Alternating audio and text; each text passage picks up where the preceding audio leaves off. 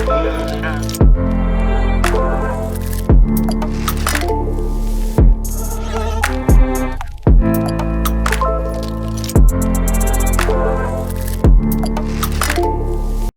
தமிழ் மக்களே வணக்கம். இந்த கங்கனா ரணாவத் அரசியலுக்கு வந்தா ஏன்டா இப்படி பயந்து சாகுறீங்க? அவங்கள பற்றி ஆபாசமாக ட்வீட் போட்டுக்கிட்டு அப்புறம் பயந்து போய் டெலீட் பண்ணிவிட்டு வாழை சுருட்டிக்கிட்டு ஓடுறீங்களே, இது தேவையா உங்களுக்கு? குஷ்பு அரசியலுக்கு வந்தால் கதறீங்க, விஜய் கமல் அரசியலுக்கு வந்தால் மட்டும் வாயை பொத்திக்கிட்டு கம்முன்னு கிடக்குறீங்களே. அதிக ரசிகர் பட்டாளத்தை வைத்துள்ள கங்கனா ரணாவத்தின் ரசிகர்கள் கூட்டமெல்லாம் பிஜேபிக்கே ஓட்டை போட்டுடுவாங்களோன்னு அலறீங்களா?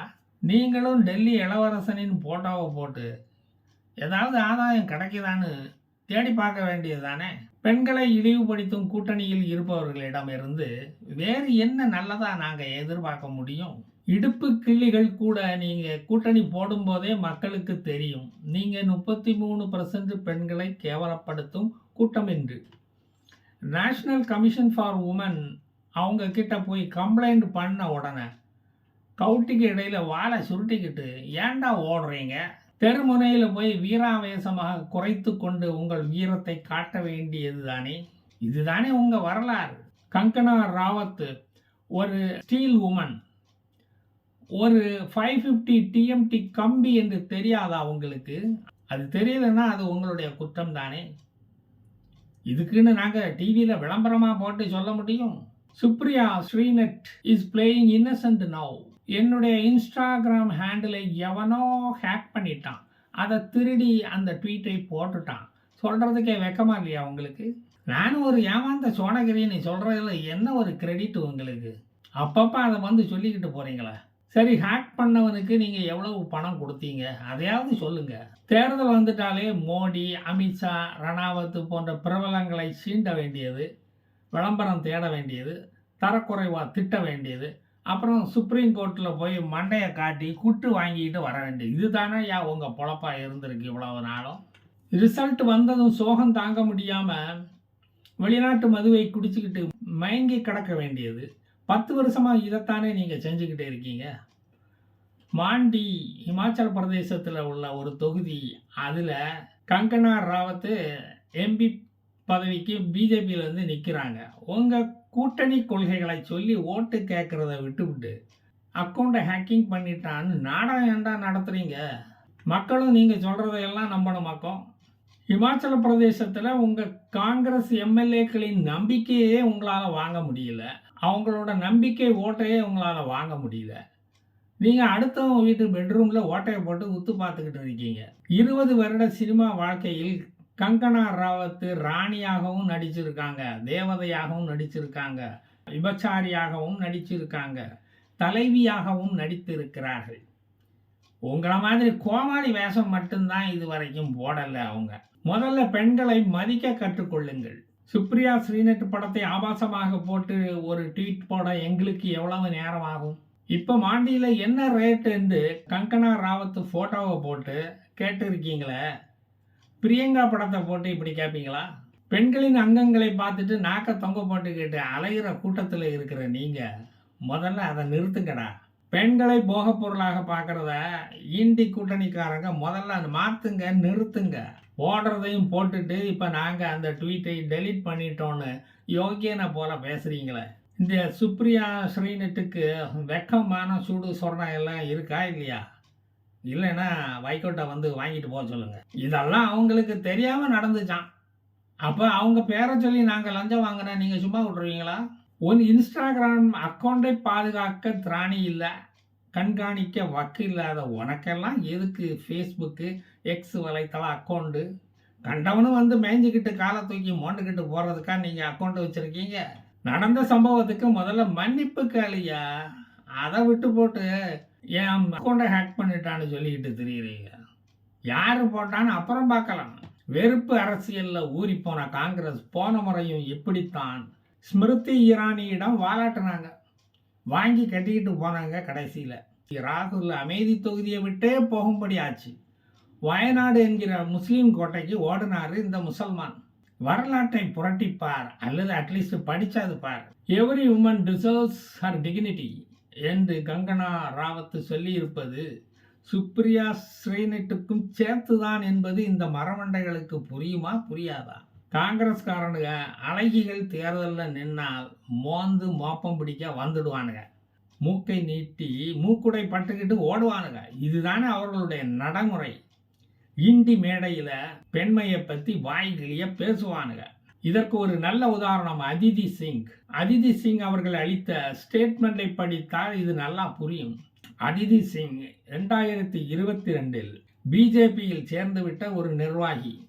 அவரது கணவர் அங்கத் சிங் சைனி ஒரு காங்கிரஸ் கட்சி தலைவர். அவர் ரேபரேலியில் போட்டி போட விரும்பினார். ரேபரேலியில் நிற்பதற்கு சீட்டு கேட்டபோது நமது பிரியங்கா காந்தி அதற்கு என்ன பதில் சொன்னார் தெரியுமா? உனக்கு ரேபரேலி தொகுதி வேண்டுமானால் உன் மனைவி அதிதியை பற்றி அபாண்டமாக, அசிங்கமாக, ஆபாசமாக குத்தம் சொல்ல வேண்டும் பொது மேடையில் அப்படின்னு ஒரு கண்டிஷனை போட்டாங்க. அப்படின்னு நான் கூசாம சொன்னாங்க அந்த ஒப்பற்ற தலைவி இந்த பிரியங்கா காந்தி. உன்னுடைய மனைவியை பற்றி அசிங்கமாக பேசி அவளுடைய கேரக்டர் அசாசினேஷன் செய்தால் உனக்கு எம்எல்ஏ சீட்டு நான் தருவேன் என்று கூறிய ஒப்பற்ற தலைவி நம் பார்போட்டும் ராகுலின் தங்கை பிரியங்கா காந்தி. இதிலிருந்தே உங்களது பெண்மையை மதிக்கிற லட்சணம் தெரியுதில்ல? மகஞ்சத்தாலும் பரவாயில்ல, மருமக தாலி அறுக்கணும் என்ற உயரிய நோக்கம், உயரிய சிந்தனைக்கு ஒப்பானது இது. இதுக்கு பெயர்தான் திராவிடிய காங்கிரஸ் சித்தாந்தம். இதை ரேபரேலி மக்கள் இன்னும் மறக்கவில்லை. போன முறை நீங்கள் இங்கு வாங்கிய அடியின் வலி வேண்டுமானால் மறந்து போயிருக்கும் உங்களுக்கு. ஆனால் அந்த வடு இன்னும் உங்கள் முதுகில் அழியவில்லை. திரும்பி பாருங்கள் முடிந்தால். எவ்வளவு மன வக்கிரம் இருந்தால் சொந்த மனைவியை பற்றி இப்படி பேச சொல்லி இருப்பாள் இந்த நேருவின் பேத்தி. நீங்க அழிஞ்சு போறதுக்கு காரணம் நீங்களே தாண்டா. வெளியிருந்து எவனும் உங்களை அழிக்க வர வேண்டாம். சொந்த காசுலே நீங்க சூனியம் வச்சுக்கிறவனுங்க இந்த காங்கிரஸ்காரனுங்க.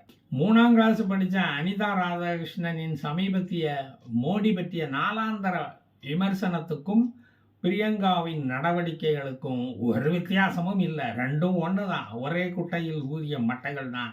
இந்த புல்லுருவிகளை பிடுங்கி எரியாவிட்டால் இந்தியாவில் தேசியம் தலைக்காது, வளராது. திராவிட கள்ளிச்செடிகள் தான் வளரும். ஒரு பெண் உலக புகழ் பெறுவதை இன்னொரு பெண்ணால் ஏன் பொறுத்து கொள்ள முடியவில்லை? பொறாமை தீயில் ஏன் வேகுகின்றார்கள்? வைகோ சொன்னது தேவையில்லாமல் இப்போ எனக்கு ஞாபகத்துக்கு வந்து போகிறது. என்னிடம் ஒரே ஒரு கேள்விதான் கேட்பதற்கு உள்ளது. தமிழ்நாட்டுக்கு தேவை கருணாநிதியின் குடும்பமா இல்ல ஜனநாயகமா? என்ன ஒரு அறிவுபூர்வமான கேள்வியை கேட்டிருக்கிறார் அந்த வைகோ. சரி, மறுபடியும் கங்கனா ராவத்திடம் போவோம். இந்த கங்கனா ராவத்தின் உடல் அழகை கொச்சைப்படுத்தும் சுப்ரியா ஸ்ரீநெட்டுக்கு கங்கனா போல் தனக்கு அழகு இல்லையே என்ற ஒரு தாழ்வு மனப்பான்மை வந்திருக்கலாம். அது மேலோங்கி வந்திருக்கலாம். அதனால் இந்த ட்வீட்டை போட்டிருக்கலாம். அதனால் தான் வெறுப்பை உமிழ்ந்து இருக்கிறார் இந்த ஜேர்னலிஸ்டாக வேலை பார்த்த சுப்ரியா ஸ்ரீநெட். சுப்ரியா ஸ்ரீநெட்டுக்கு எப்படி பேச வேண்டும் என்று தெரியாதா? அவரும் ஒரு ஜேர்னலிஸ்ட் தானே. இல்லை சன் குரூப்பில் கொஞ்ச நாள் வேலை பார்த்தீங்களா அப்படின்னு மக்கள் கேட்குறாங்க. அவங்க என்ன அனிதா ராதாகிருஷ்ணன் படித்த பள்ளிக்கூடத்துலேயே 3ஆம் கிளாஸ் வரைக்கும் படித்தாங்க? இல்லையே. என்னை பற்றி நல்லா தெரிஞ்சவங்களுக்கு தெரியும், நான் அப்படி செஞ்சிருக்க மாட்டேன் என்று. என் நண்பர்கள் இப்போது என்னிடமே கேட்கிறார்கள், ஏன் இப்படி செஞ்சேன்னு. அவங்களும் அதை அறிய விரும்புகிறாங்களாம் அப்படின்னு சொல்கிறாங்க இந்த சுப்ரியா ஸ்ரீநெட். கொஞ்சமும் வெக்கம் இல்லாமல் இந்த விஷயத்தை பற்றி பெண் காவலர்கள் ராகுல், பிரியங்கா வாயே திறக்காமல் இருப்பது ஏன்? குற்றமுள்ள குஞ்சு குறுகுறுக்கிறதா? எப்படியோ ஹிமாச்சல பிரதேசத்தில் மண்டி தொகுதியில் கங்கனாவின் வெற்றியை உறுதி செய்து விட்டார்கள் இந்த காங்கிரஸ்காரர்கள். பிஜேபியின் வெற்றிக்காக பாடுபடுவது காங்கிரஸ் மட்டும்தான்.